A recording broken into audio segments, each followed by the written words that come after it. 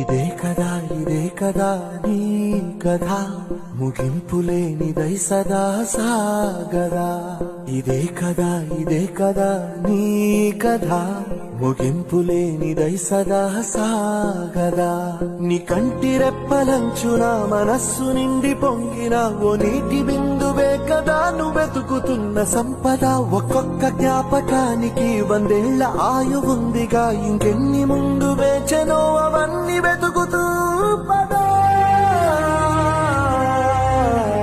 మనుష్యులందు నీ కథ మహర్షిలాగా సాగదా.